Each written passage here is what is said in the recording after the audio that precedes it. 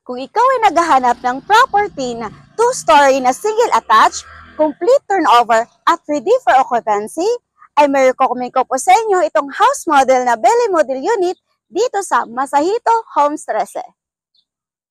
Hi! By the way, I'm Maniling Garrido, your trusted and accredited real estate salesperson from Dream House CLP. For today's house tour guys, ipakilala ko po sa inyo itong model house dito sa Masahito Homes 13 na located lang po dito sa Barangay de Ocampo, 13 Martires, Cavite. Itong model unit which is Belly Model Unit na meron po siya lot area na 88 square meter while the floor area is 72 square meter. Ito may provision for 3 bedrooms, 2 toilet and bath, at may space for car garage. Now, interesado ka na ba sa maging future home mo? Let's start our house tour, guys. So, guys, let's start again our house tour. So, Belly Model Unit, again, single attached, complete turnover, at ready for occupancy. So, itong pinagtatayuan ko, guys, is a part of your property na which is car garage. So, again, the lot area nito, guys, is 88 square meter. So, imagine, ganito po ka-spacious na even sedan, SUV, kasya-kasya po sa magiging property or sa magiging car garage mo. So, talking about property line, so, ito po yun ay part of your property line. So, since ito ay single attached, yan, part yan, magiging property line mo. Dito hanggang dito. So, yan. So, imagine, that's your car garage. Ito naman, may space ka pa for like pocket garden or like yun, kung mahilig kang magtanim, yan, pwede mo pa siya gawin as a pocket garden. If ever gusto mo pa maximize pa yung space dito, pwede mo siya i-move para ma-maximize pa yung space dito kung ayaw mo gawin siya like as a pocket garden. So, dito guys, part pa rin to ng property mo since ito ay single attached na may firewall. So, from your firewall here, hanggang dito, hanggang dyan, yan, part of your property. So, ngayon, check naman natin dito, banda, para makita nyo kung gaano kalawak tong property na to, since ito ay 88 square meter. So, from the car garage, yung line na yan, hanggang dito, pakita ko siya dito sa likod. Yan. So, dito is part of your property. Yan. So, dito may setback ka pa around 2 meters. Hanggang dito, yan. Yan. Firewall mo yan siya, part of your property. So, imagine, ganyan po kalawak or ka-spacious yung property mo. So, since sa harap natin guys, hindi po tayo makapasok kasi nakalock yung pinaka-main door. So, dito na natin sa likod dadaan. So, dito sa setback mo, so, consider mo siya as a service area. So, yun, mayroon tayong access going sa loob. So, ito na yon. So, dito lang tayo guys, huwag kayong malito. Sa likod lang tayo dumaan as a door access to your service area. Pero pinaka-main door, ito po yon. Since po hindi po siya, or nakalock po siya, under ano po siya. So, yun. So, pagkapasok mo from the main door, bungad na bungad mo agad yung, the living area. So, again, this is the actual turnover at the same time, modern dress-up unit. So, pag sinabi natin complete turnover, guys, tanggalin mo lang mga furnitures, appliances, ito na po yung actual turnover, which is complete turnover. Meron na po yung tiles upon turnover, fully painted na yung mga walls hanggang ceiling, and may mga partitions na din po yung mga kwarto natin sa second floor. But later, ipapakita ko po sa inyo yun. That now, this is a space for your living area. So, imagine, spacious pa. So, very relaxing pag may mga bisita tayo. Dahil very spacious at saka hindi mainit. Dahil dito sa living area mo, meron ka na bintana. So, sa bintana natin, guys, malawak pa siya. As in, malaki siya pagkabintana as a steel casement window na with grills na po.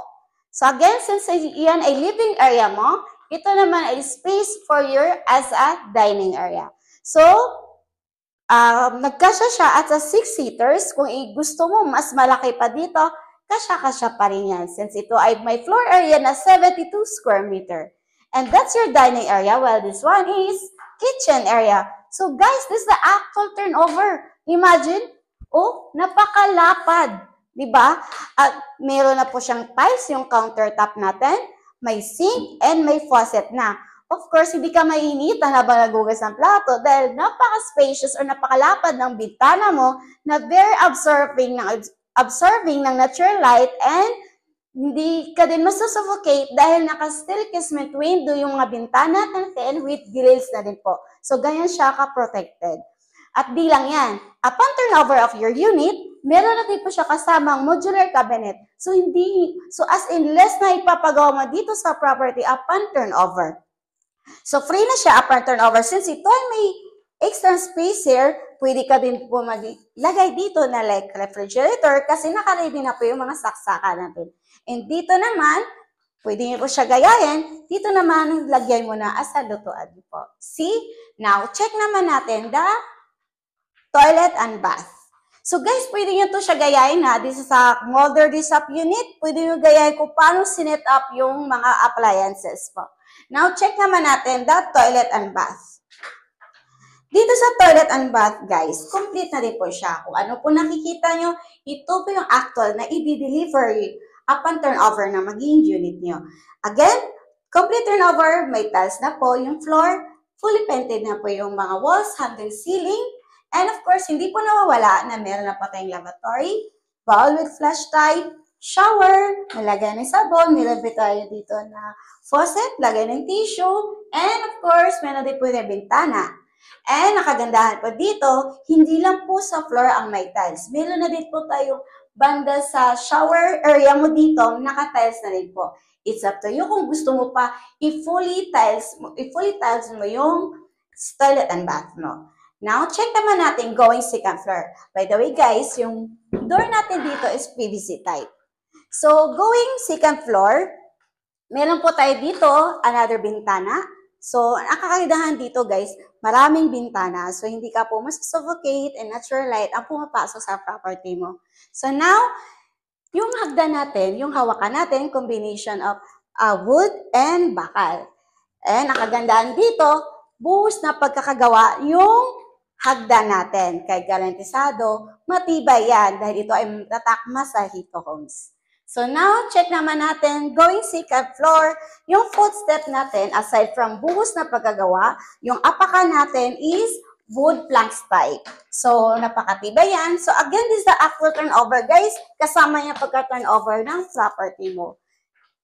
Dito na tayo sa second floor. Dito sa second floor, guys, may tatlo na tayong kwarto. Naka-partition na po siya. So, imagine, hindi ka na mag-renovate or gagastos. Diba? Imagine, pag complete turnover, less hassle na po sa inyo dahil gamit at ikaw na lang ang kulang sa paglipat ng property mo. So, again, dito sa second floor, may 3 bedrooms and may common toilet and bath tayo. Now, first, check naman natin the first bedroom. Main door natin dito, ng mga kwartos natin dito is solid type as a wooden type. So, dito, if ever may mga anak ka, swak na swak sa kanila to. Dahil ito ay kasya for single bed size. Meron din po tayo dito bintana. And nakapaglagay na din po sila dito ng mini round table. And of course, the floor natin, upon turnover, vinyl, wood planks type na po siya. And of course, fully painted. May cover na po ang ceiling and complete na or naka-ready na po yung mga outlets at mga saksakan. Now, check naman natin the second bedroom. Dito sa second bedroom, guys, again, wooden type, a solid type, mas spacious dito sa second bedroom. So, see, ang kagandahan dito sa second bedroom, even double bed size, kasya-kasya po siya. Then, dito may another bintana tayo, kaya perfect timing pag ikaw ay natutulog or ikaw ay sa sunrise, yan. Natatamaan ka ng sikat ng araw. Then, of course, fully painted na mga walls hanggang sa ceiling. Then, ang floor natin, again, is a wood planks type na yung floor natin. And naka-ready na rin po yung mga outlets. Now, check naman natin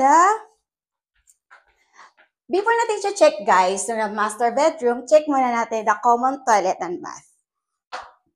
Dito sa common toilet and bath, dito sa second floor, guys, same lang po. Same lang pong features and turnover type. May tiles na po yung floor, fully painted na po yung mga walls, and may cover na po yung ceiling. Of course, fully painted na din po siya. Then, hindi nawawala yung lavatory, Bulb with flash type, shower, bintana, and other fixtures. Kompleto po. Same na po sa ground floor. And ang kagandahan nito guys, since ito'y common toilet and bath, it means shareable po to from the first bedroom and second bedroom to the master bedroom. See? Kung napapansin nyo, of course, ito ay main door ng toilet and bath dito sa second floor. But, meron pa kayo another door access to your master bedroom.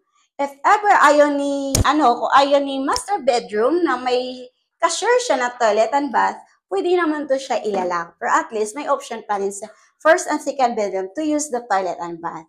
Now, check naman natin going dito here, the master bedroom.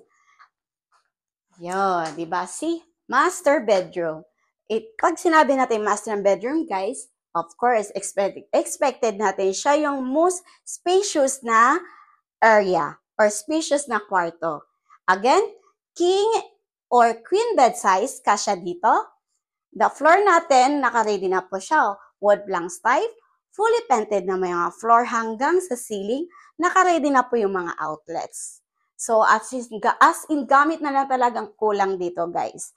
So, see, malaki po tayong more spacious na bintana. Diba? Napakaganda, very relaxing. Dito sa area na to, nakapaglagay pa sila ng cabinet. Dito, yan, see. Pwede po siya gayahin, no? Napaka-simple lang, pero yung looks niya, napaka-peaceful. So, pakita ko lang ulit sa inyo, guys, ha. Dito yung nakalocate, yung toilet and bath, which is pinakita ko po sa inyo kanina, see, di ba? May access siya toilet and bath, which is may access din ang first and second bedroom.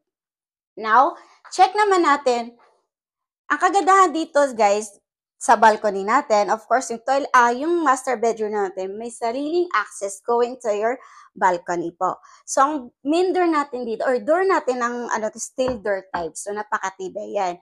And meron po siya like, titingnan mo, if may some stranger sa labas, pwede mo siya masilip, di ba? Upon turnover, kasama na po yan. Now, check naman, and naka-double lock seat yung natin, no? So, now, see ang hangin.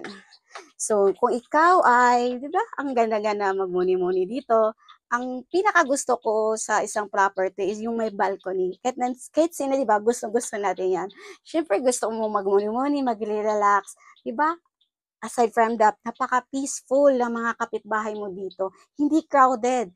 Aside from complete turnover, different occupancy, napaka-secure ng pamilya mo dito. See, tingnan mo yung community, napakatahimik and very secured. Kaya, kung ikaw ay naghahanap ng property na single attached, complete turnover, ay nako, wag kang magsisisi na mag-avail dito. Dahil garantisado dito sa Masayito Homestay dahil ito ready for occupancy na. So guys, naipakita ko na sa inyo the actual turnover at the same time the model dress-up unit, itong house model na belly model unit dito sa Masahito Homestay na single attached, complete turnover at ready for occupancy. Now, ipakita ko naman sa inyo the complete details of this competition.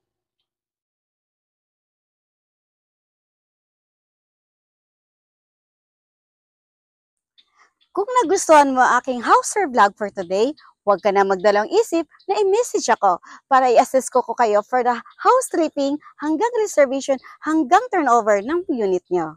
Again, I'm Maniling Garrido, your trusted and accredited real estate salesperson from Dream House CLP. See you soon! God bless!